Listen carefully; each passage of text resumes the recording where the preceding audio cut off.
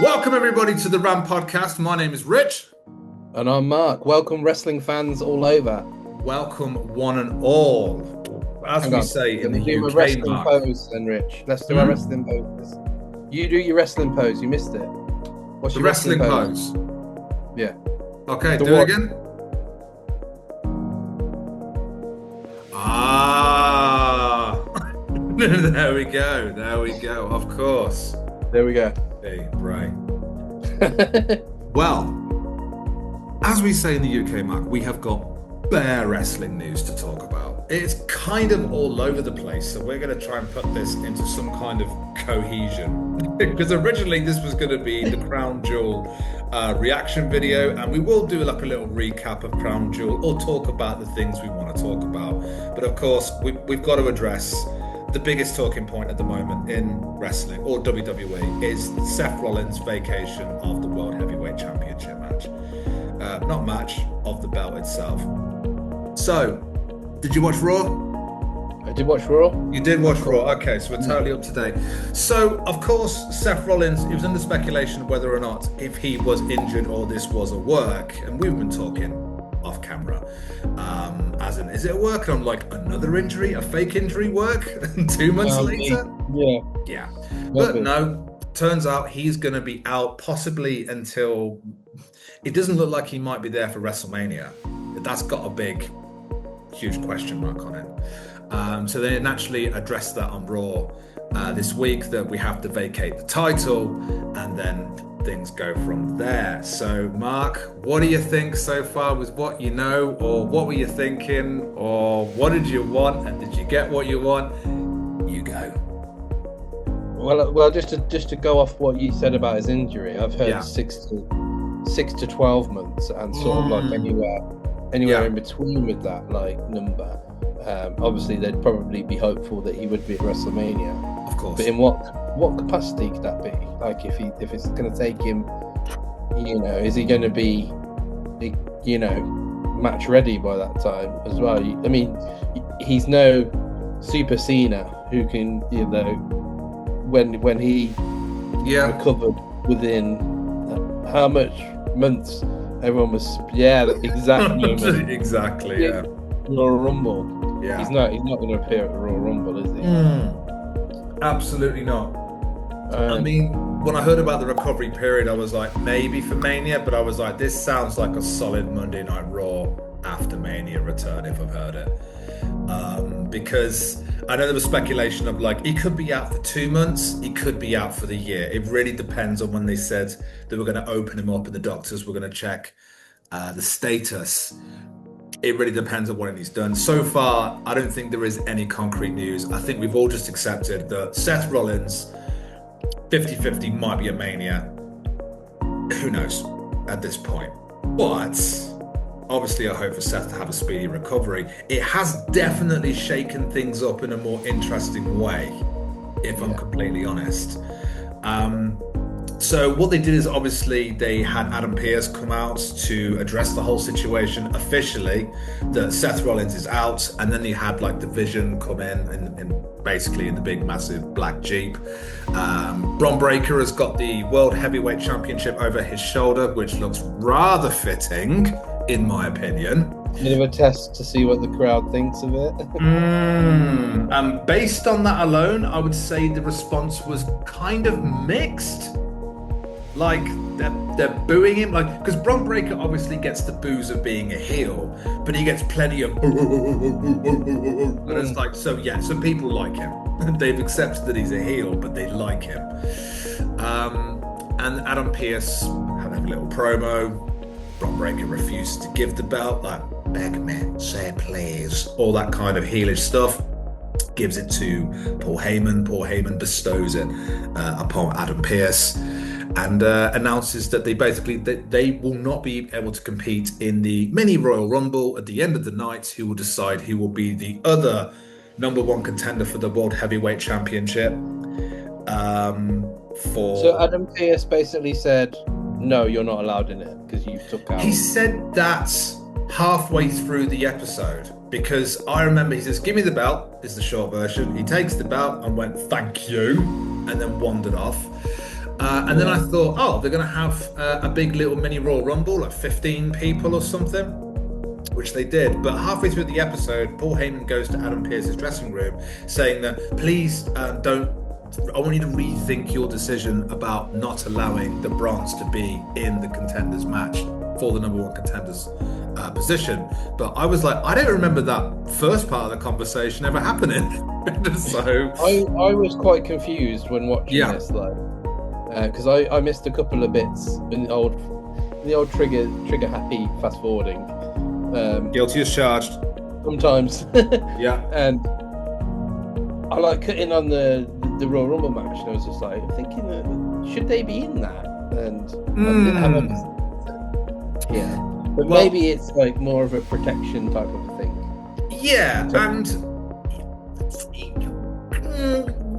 there's so many different directions that I think that's worth talking about in regards to this. So, first of all, they addressed Paul Heyman tried to convince Adam Pearce to let them in the match. Adam Pearce goes, "Say please," as referring to the earlier interview. And he says no. And they're like, okay. So then obviously later on he has another backstage segment with the Bronze. They're going, WTF, why are we not in the match? Paul Heyman works his lyrical magic, saying, I've done this for Brock Lesnar, I've done this for Seth Rollins, I did this for Roman Reigns, you need to listen to me. And we go when the time is right. The time is not now. That's not exactly what he said, but that's what he alluded to. The Bronze just went, he's really good. So they're not in the match. Basically, they went, I don't know, I think it's great. And that's it. So they're not in it, which I was like, mistake? Maybe? Huh? So I was like, okay. Yeah. They had too many people like LA Knight, Dominic, AJ Styles, and people like that in there that they need to give a good showing to, I think. Yeah.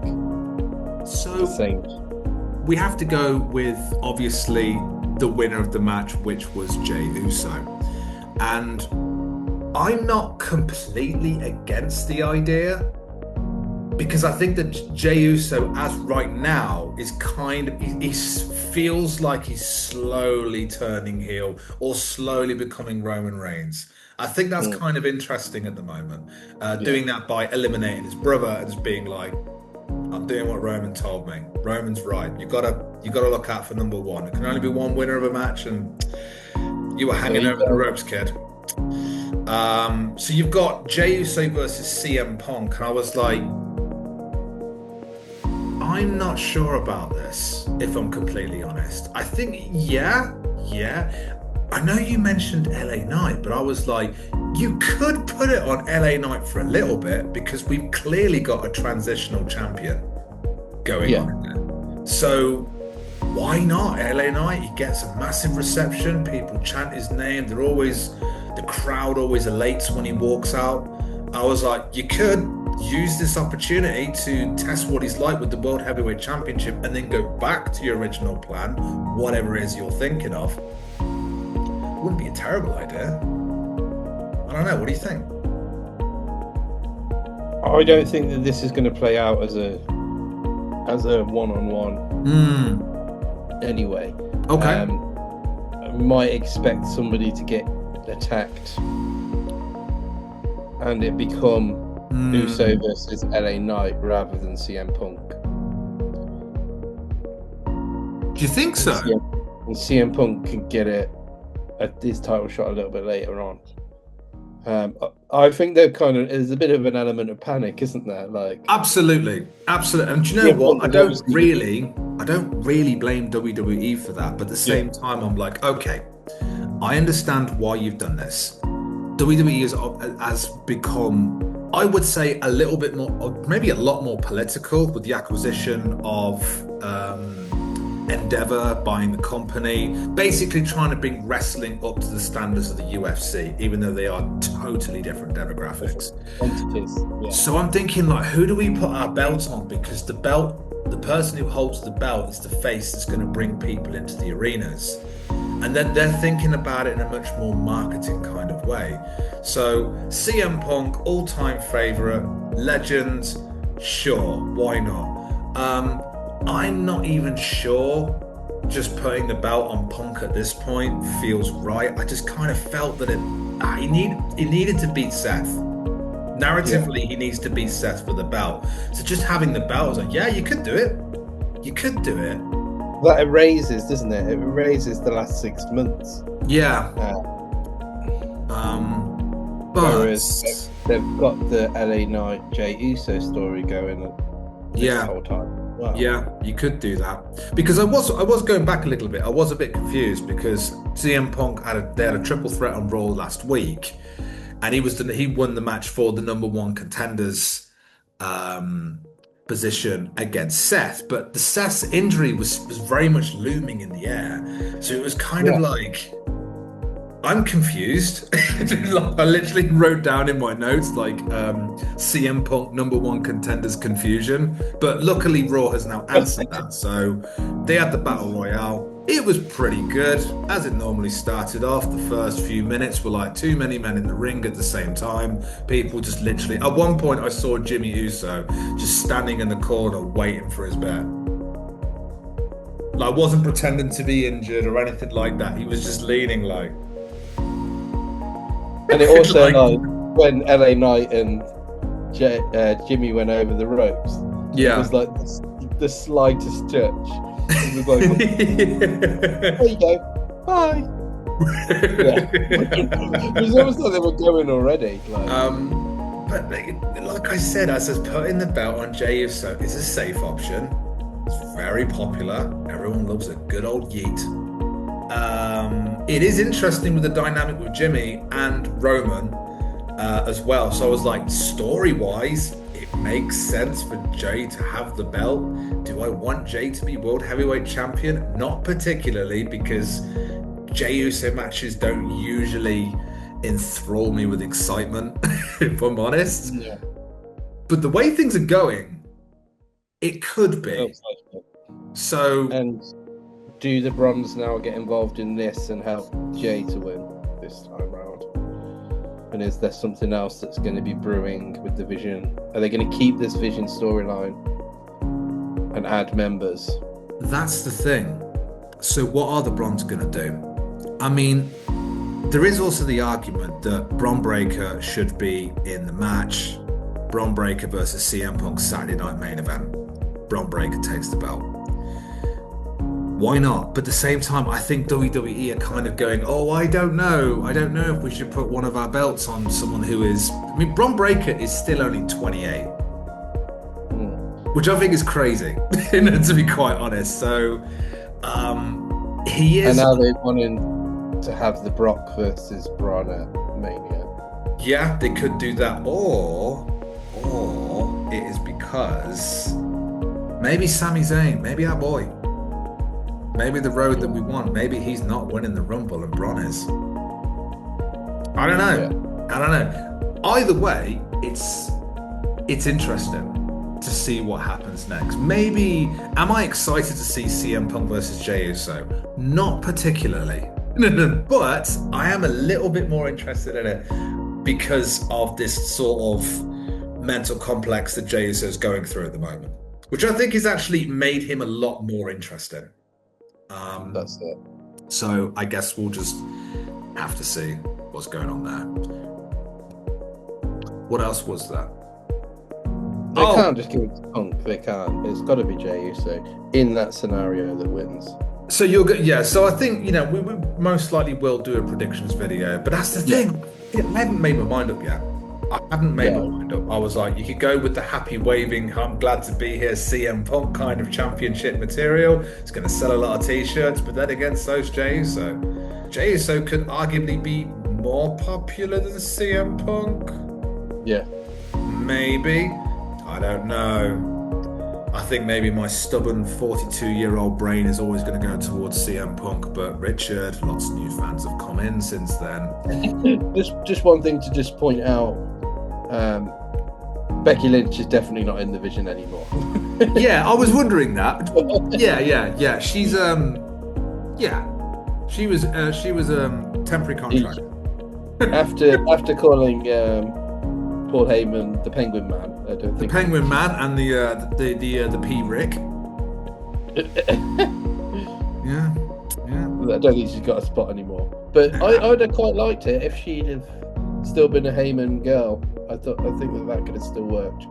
But I get obviously why she's not, because she's married to Seth Rollins. She was there for a moment and a mixed tag match, and sure, it was fine. It was fine. We didn't really ever get that Heyman and Lynch pairing, which I thought could be cool. No, maybe down the road. I don't know, but sure, yeah.